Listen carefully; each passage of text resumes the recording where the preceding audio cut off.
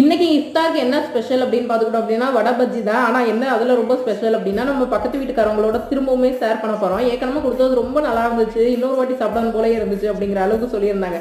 சரி ஏன் அதை வேற விட அப்படின்னு சொல்லிட்டு இன்னொரு வடையுமே ஷேர் பண்ணுவோம் அப்படின்னு சொல்லியிருந்தேன். அவங்க ரொம்ப குட்டியான டப்பா கொடுத்துட்டாங்க.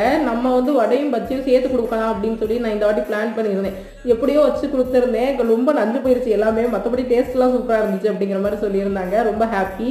அதுக்கடுத்து பார்த்தோம் அப்படின்னா இன்றைக்கி வந்து சில்லி பரோட்டா சாப்பிடணும்னு எனக்கு ரொம்ப கிரேவிங்காக இருந்துச்சு. சரின்னு சொல்லிட்டு வாங்கிட்டு வந்துட்டேன். ஊடாக்குள்ளேயே கொஞ்சம் குருமா மட்டும் எக்ஸ்ட்ரா தாங்களே அப்படின்னு சொல்லிட்டு வாங்கிட்டு வந்துட்டேன். எப்பயாவது தோணுச்சுன்னா சப்பாத்தி போட்டு குருமா வச்சு சாப்பிட்ருவோம் அப்படின்னு சொல்லிட்டு.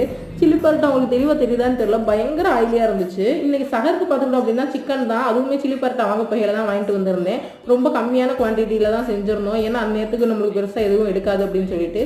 ஆனால் சிக்கன் பெருசாக எனக்கு அந்த டயத்தில் சாப்பிட தோணாதுங்கிறதுனால நல்லா சைடிஷு முட்டை தயிர் வெங்காயம் எல்லாமே வச்சு கொஞ்சம் ஊறுவா வேற வச்சு சாப்பிட்டேன்.